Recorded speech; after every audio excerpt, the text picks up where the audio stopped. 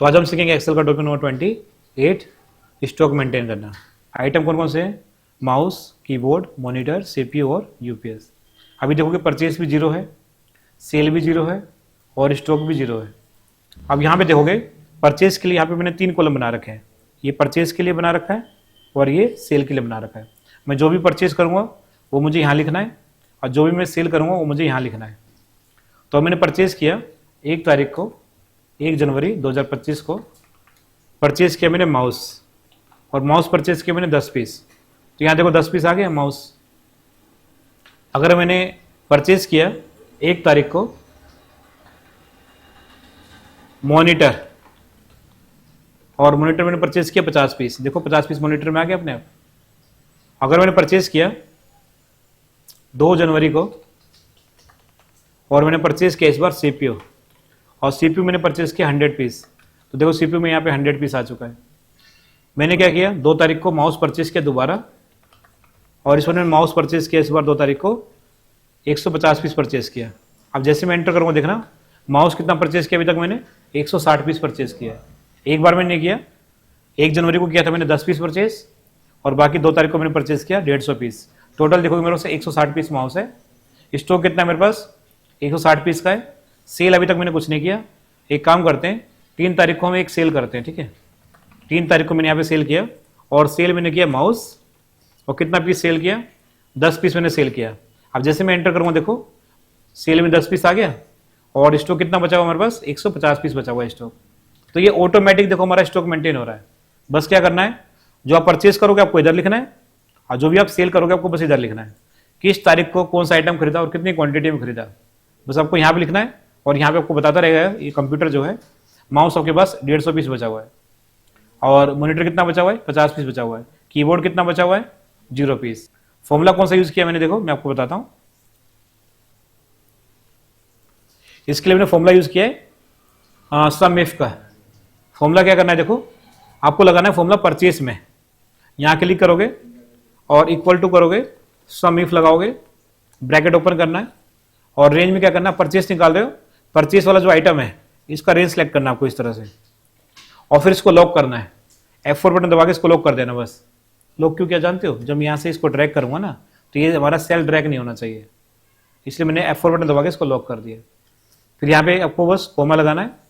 Criteria में यहाँ पे जो आइटम नेम में लिखा हुआ है माउस, इसको इस पर क्लिक करना आपको, और फिर कोमा, सम रेंज, क्वांटिटी हो जाएगा, और ब्रैकेट बंद, एंटर कर देंगे।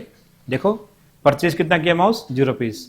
सेल करना है, सेल का निकालना है, इक्वल टू करेंगे, सम इफ, ब्रैकेट ओपन, रेंज हो जाएगा हमारा आइटम नेम, और बस इसको F4 कर देंगे कीबोर्ड से, ये लॉक हो जाएगा।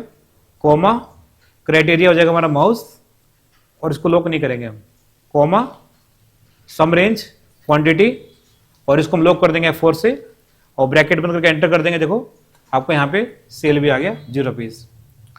स्टॉक निकालना है, equal to purchase minus sale कर दो, एंटर करो, आपका देखो यहाँ पे स्टॉक भी इस तरह से निकल के आ जाएगा। अब हमें क्या करना है, यहाँ पे इसको सिलेक्ट करना है और यहाँ से इसको ड्रैग कर देना। बस देखो इसको ड्रैग कर दोगे, सभी का देखो यहाँ परचेस आ गया, सेल आ गया और स्टॉक आ गया।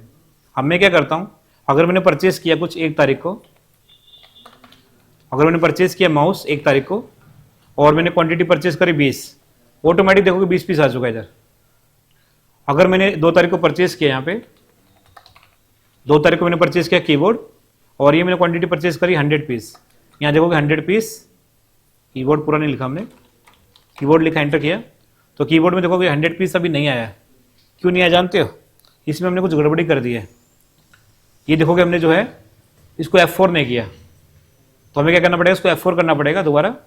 तो एक बार फॉर्मूला दोबारा लगाते हैं, equal to sum if, bracket open, range में हम इसको सिलेक्ट करेंगे परचेस को, F4 करेंगे, कोमा लगाएंगे, क्राइटेरिया ये हमारा आइटम हो जाएगा, इसको हम लॉक नहीं करेंगे, कोमा लगाएंगे, और सम रेंज इसको हम सिलेक्ट करेंगे क्वांटिटी को, और इसको F4 करना भूल गए थे हम, F4 करेंगे, ब्रैकेट बंद करके एंटर कर देंगे। देखो इस बार जो है हम इसको ड्रैग करेंगे तो कीबोर्ड का भी सेल आ जाएगा 100 पीस, ये देखो आ चुका है।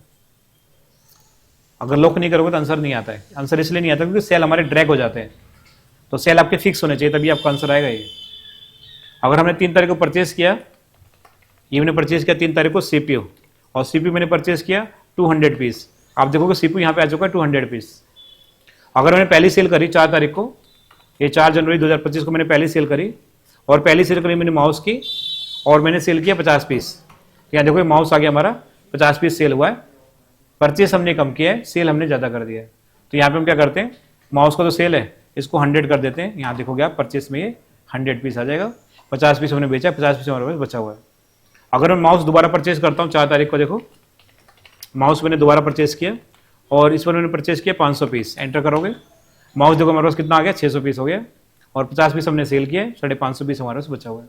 जो भी आप परचेस करोगे आपको यहाँ लिखना है, जो भी आप सेल करोगे आपको यहाँ लिखना है, और आपको ऑटोमेटिक जो है स्टॉक मेंटेन होता रहेगा।